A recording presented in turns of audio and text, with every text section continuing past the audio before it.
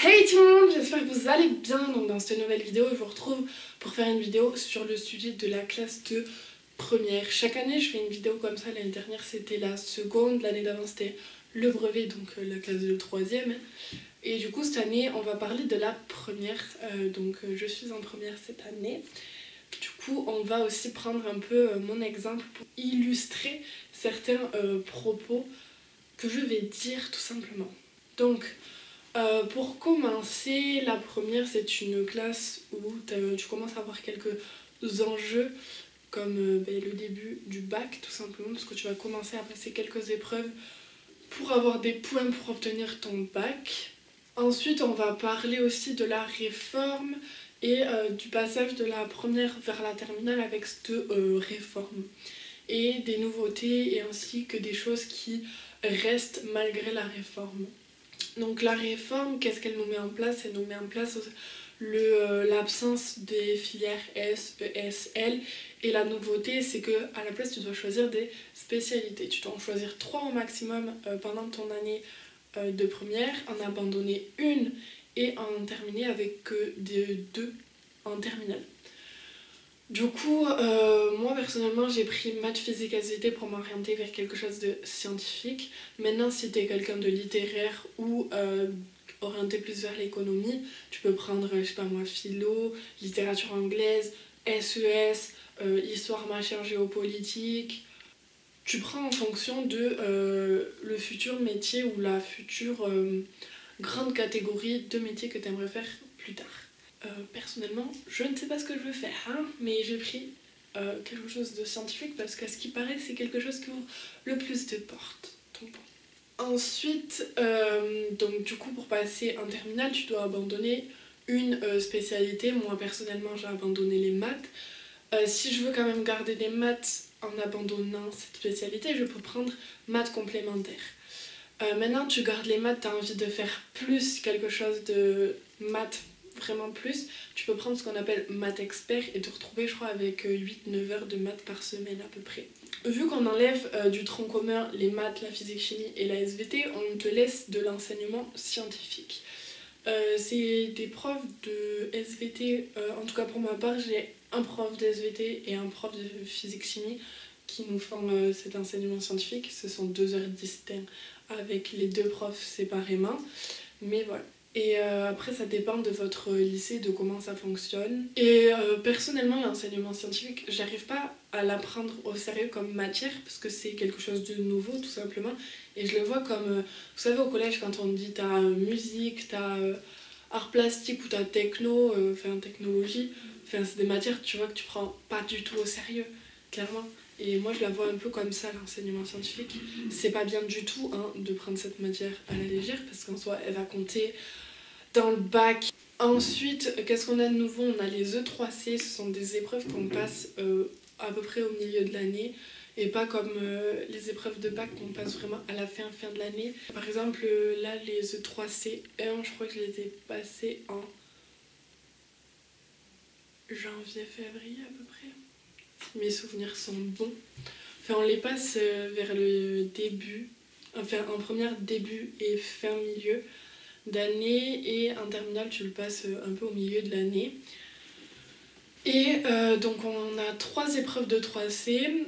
Moi personnellement pour moi j'ai passé les E3C1, les E3C2 je les passerai pas à cause de ce qui se passe en ce moment et du coup pour nous noter ils vont faire la moyenne entre les E3C3 et les E3C1 pour avoir une note pour les E3C2. Ensuite, qu'est-ce qu'il y a par rapport aux notes bac? On a toujours les épreuves de français, donc écrites et orales. On a ce qu'on appelle le contrôle continu qu'on avait au brevet.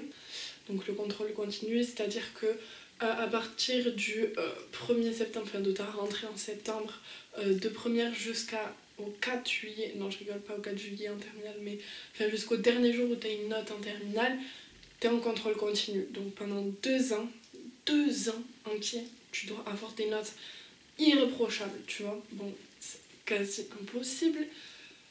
Personnellement, je sais très bien que je n'aurai jamais des notes irréprochables tout au long de l'année. Clairement, t'as un moment où mon cerveau, moi, il fatigue. Et on passe également à la fin de l'année la spécialité que tu abandonnes. Par exemple, tu vas abandonner les mathématiques, tu vas passer l'épreuve de mathématiques, tu vas abandonner, je sais pas moi, la SES, tu vas passer l'épreuve d'SES. Voilà, je pense que tu as compris le schéma à peu près. Du coup, bon, avec ce qui se passe en ce moment pour l'année 2003, voilà, c'est compliqué, on passe pas les épreuves, mais pour les futures années, je pense que vous allez passer normalement cette épreuve, tout simplement. Enfin, vos épreuves, parce que nous, on passe rien de normal, j'ai l'impression. Voilà, donc après, quand on dit que la première, c'est une classe à enjeu, pourquoi ? Tout simplement parce que tu vas en fait commencer à passer ton bac, à avoir tes premiers points pour obtenir ton bac ensuite. Donc si tu prends pas cette année-là au sérieux, tu vas prendre énormément de retard pour tes points du bac et du coup tu vas te retrouver en terminale à devoir charbonner comme jamais pour récupérer tout le retard que tu as pris l'année précédente. Du coup, moi je vous conseille d'être quand même assez sérieux durant toute l'année première, même si je suis d'accord, hein, comme tout le monde ne peut pas être sérieux H24 continuellement. Enfin, tu peux avoir clairement des égards, etc. Même s'il y a des matières où t'es pas à l'aise, etc. C'est sûr et certain que tu vas te taper des notes. Pour prendre ma part, j'abandonne les maths alors que de base, je m'étais dit quand j'étais en seconde, tu vas prendre maths expert en terminale, Eva. J'abandonne les maths. Pourquoi ? Parce que ça fait tout au long de l'année, je me tape quoi ? Des 7 de moyenne. Alors que pour vous dire, entre la seconde où j'étais à environ 15-16 de moyenne en maths et encore, je sais pas si j'étais à plus ou à moins, mais aux alentours de ça, et là je passe à 7 de moyenne. Pour vous dire l'espèce de fossé que tu dois traverser. Hein. Donc voilà, clairement ça fait mal, hein, parce que les maths, j'ai toujours été quelqu'un... J'ai jamais révisé mes maths. Hein. Oui, jamais. Du coup, je suis restée dans cette optique de ne pas réviser. Mauvaise idée. Tout simplement pour vous éclaircir un peu comment ça se passe en première dans les spécialités. Si je vous donne du coup mon exemple par rapport aux notes et aux E3C et tout ça, je vais pas vous dire mes notes parce que je m'en souviens plus. Mais aux E3C, je sais que j'ai pas eu de note en dessous de la moyenne. Je crois que ma pire note c'était 12 et la meilleure, je crois que c'était 15 à peu près. Bon, je sais pas dans quelle matière j'ai eu quoi, je m'en souviens plus.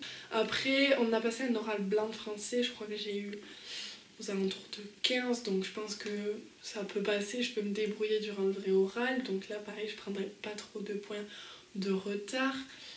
Par rapport à l'épreuve de français écrite, du coup on la passera pas, mais tout au long de l'année je crois que je me suis maintenue au-dessus de la moyenne en français, donc ça passe. En maths, bon du coup je suis dans la caquine, comme je vous l'ai dit juste avant. Et en enseignement scientifique, je crois que ça pourrait passer parce que je suis à peu près à la moyenne tout le temps. Donc en gros, si tu n'as pas des bonnes notes et que tu te... En fait, moi ce que je vous conseille, c'est pas forcément de charbonner et d'être à 16 partout, mais pas de glander et d'être à 5 ou 6 partout. Enfin, ce que je vous conseille, c'est d'être 10, 11, 12, 13, voilà, tu vois, des trucs comme ça. Juste être au-dessus de la moyenne pour être sûr, en fait, de pas trop te ridiculiser après. Mais après, si t'arrives sans faire trop d'efforts à des trucs de 16, 18, continue, hein. Je te dis pas de régresser, mais genre juste de taffer si vous êtes pas très fort dans une matière, de taffer assez pour au moins arriver à la moyenne et pour être safe, quoi. Pour être sûr et tout, pour être sauvé, on va dire.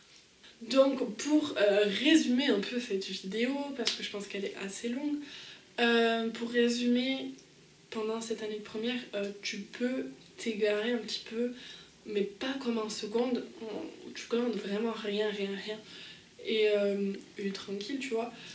Tu vas avoir quand même d'assez gros fossés. Enfin, après, les nouveaux secondes, vous avez un nouveau programme aussi de seconde, donc voilà.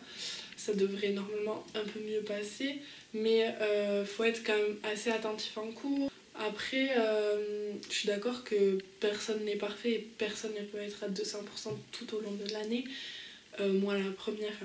Donc voilà, maintenant, ouais, le conseil, c'est juste d'être en termes de moyenne générale aux alentours de faire 10, 12, allez, à la limite. Tu te fixes genre, allez, 11, 12 comme moyenne chaque trimestre. Mais voilà, je vous conseille juste de vous maintenir à peu près à 12-13 pour être safe pendant toute l'année et de pas vous stresser pour rien en fait à la fin, à vous dire merde, il faut que j'ai tant, là il faut que j'ai ci, il faut que j'ai ça pour pas me prendre des points de retard dans la nuit. Enfin voilà, sois juste au calme, te presse pas, et si tu vois que tu as des difficultés dans certaines matières, dis-toi que si c'est une spécialité que tu l'abandonnes en première, tu auras plus de chances de rattraper en terminale parce que les coefficients en terminale sont niveau... je crois que c'est coefficient 16 à les spécialités en terminale.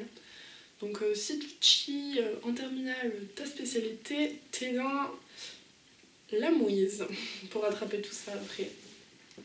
D'ailleurs aussi en terminale on va avoir ce qu'on appelle un grand oral.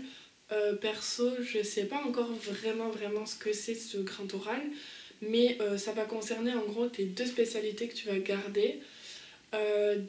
Tu auras vers la fin de l'année tant de semaines en fait pour travailler dessus, et je crois que tu vas avoir des sujets proposés, des questions, enfin, des problématiques que du coup tu dois travailler dessus en classe pour pouvoir y répondre, et arriver devant le grand oral, tu auras préparé tant de problématiques qui va t'interroger sur je crois 2 d'ailleurs problématiques, je sais plus, je ne comprends pas trop c'est quoi ce grand oral, mais c'est par rapport à tes spécialités. Moi perso, gardant quelque chose de SVT et physique-chimie, je trouve que ça se rapproche plutôt bien, donc franchement voilà, mais si tu gardes genre les maths et la philosophie, je vois pas trop comment tu peux rapprocher les deux sujets quoi. Parce que je crois qu'il faut les rapprocher, mais je suis pas sûre hein. Donc voilà, j'espère que cette vidéo vous a plu, j'espère que ça vous a aidé si vous passez en première ou si vous aviez des questions par rapport à cette réforme. J'espère vraiment que cette vidéo vous a aidé. Donc moi je vous fais de gros bisous et je vous dis à la prochaine dans une nouvelle vidéo. Bye!